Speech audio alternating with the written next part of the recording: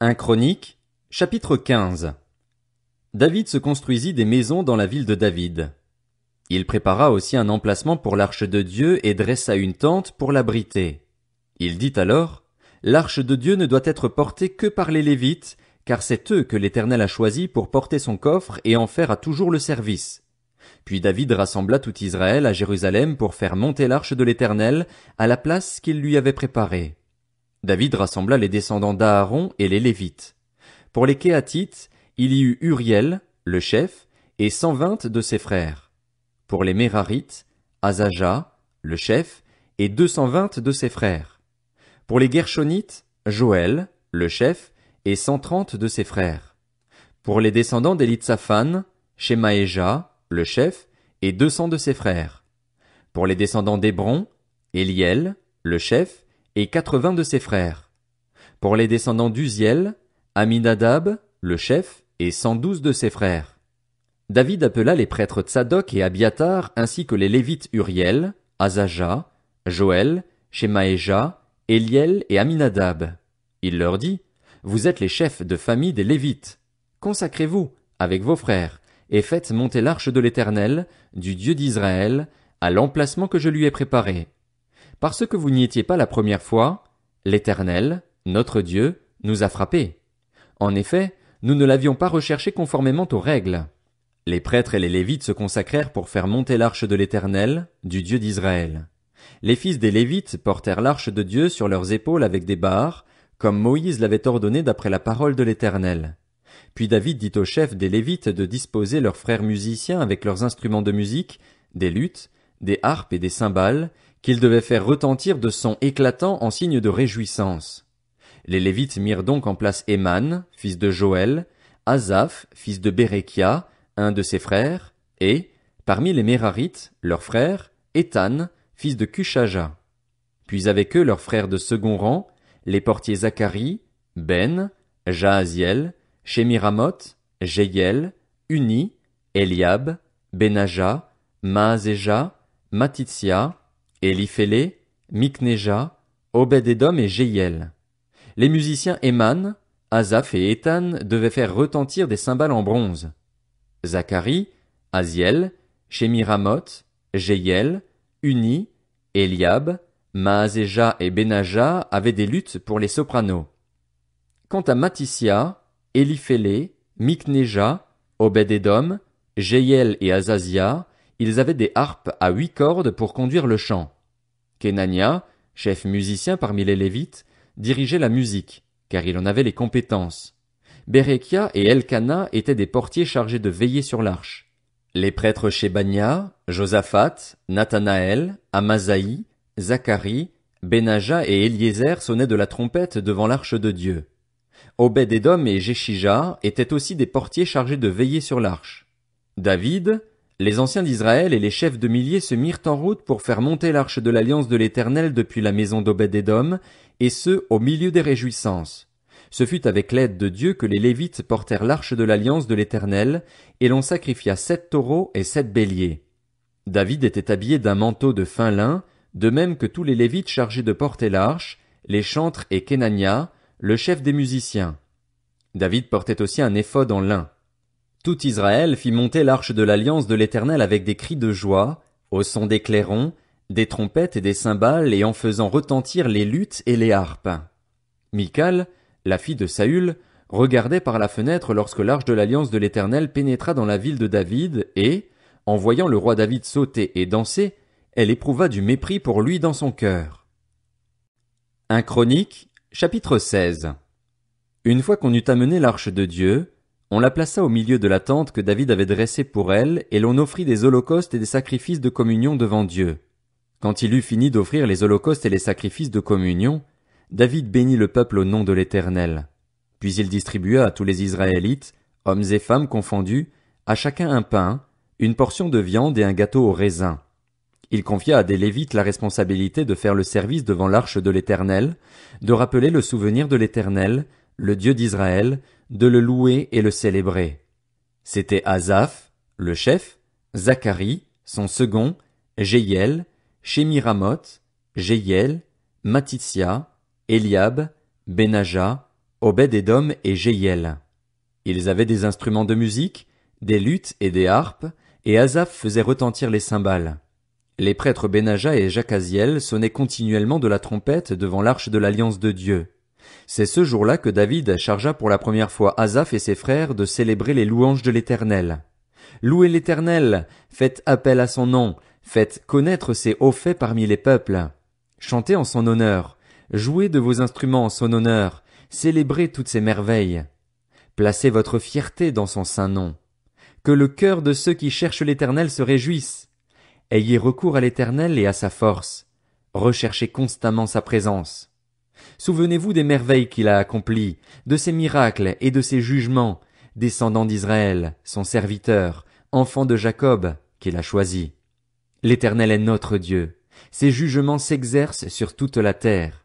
Rappelez-vous toujours son alliance, son mot d'ordre pour 1000 générations, le pacte qu'il a traité avec Abraham, le serment qu'il a fait à Isaac. Il l'a érigé en prescription pour Jacob, en alliance éternelle pour Israël, quand il a dit: Je te donnerai le pays de Canaan, c'est l'héritage qui vous est attribué. Ils étaient alors peu nombreux, très peu nombreux, et étrangers dans le pays. Ils erraient d'une nation à l'autre et d'un royaume vers un autre peuple, mais il n'a laissé personne les opprimer, et il a puni des rois à cause d'eux. Ne touchez pas à ceux que j'ai désignés par onction, et ne faites pas de mal à mes prophètes. Chantez en l'honneur de l'Éternel, habitants de toute la terre, annoncez de jour en jour son salut. Racontez sa gloire parmi les nations, ses merveilles parmi tous les peuples. Oui, l'Éternel est grand et digne de recevoir toute louange, il est redoutable, plus que tous les dieux. En effet, tous les dieux des peuples ne sont que des faux dieux, alors que l'Éternel a fait le ciel. La splendeur et la magnificence sont devant lui, la force et la joie remplissent sa résidence. Famille des peuples, rendez à l'Éternel gloire et honneur. Rendez à l'Éternel la gloire due à son nom, apportez-lui des offrandes et venez en sa présence, prosternez-vous devant l'Éternel avec des ornements sacrés. Tremblez devant lui, habitants de toute la terre. Le monde est ferme, il n'est pas ébranlé. Que le ciel se réjouisse, que la terre soit dans l'allégresse.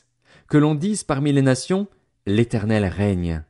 Que la mer retentisse avec tout ce qu'elle contient, que la campagne et tout ce qui s'y trouve soient en fête, que les arbres des forêts poussent des cris de joie devant l'Éternel, car il vient pour juger la terre. Célébrez l'Éternel, car il est bon. Oui, sa bonté dure éternellement. Dites: Sauve-nous, toi le Dieu qui est notre Sauveur.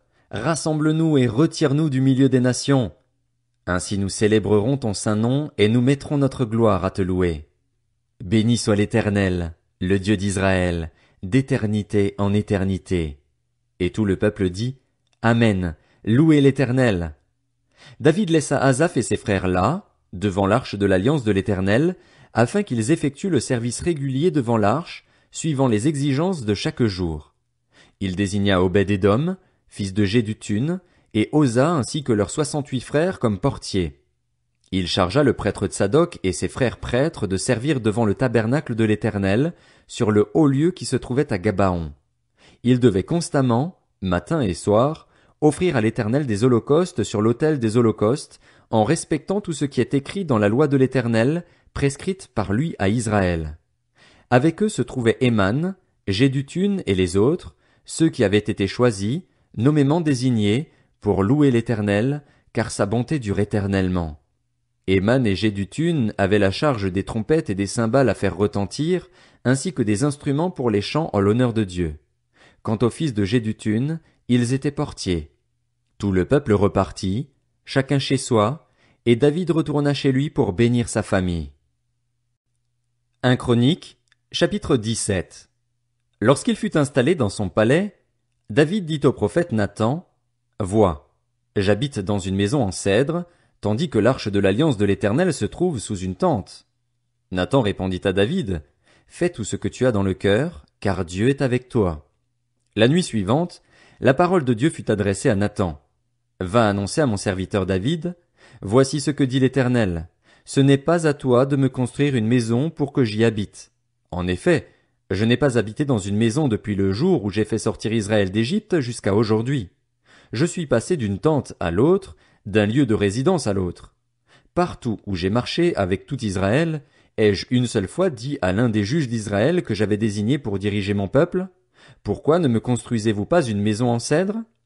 Annonce maintenant à mon serviteur David, voici ce que dit l'Éternel, le Maître de l'univers. Je t'ai pris au pâturage, derrière les brebis, pour que tu sois chef sur mon peuple, Israël. J'ai été avec toi partout où tu as marché. J'ai éliminé tous tes ennemis devant toi et j'ai rendu ton nom pareil à celui des grands de la terre. J'ai donné un lieu de résidence à mon peuple, à Israël, et je l'ai planté pour qu'il y soit fixé et ne soit plus agité, pour que les méchants ne le détruisent plus comme par le passé, comme à l'époque où j'avais établi des juges sur mon peuple, sur Israël. J'ai humilié tous tes ennemis. De plus, je t'annonce que l'Éternel va te construire lui-même une maison.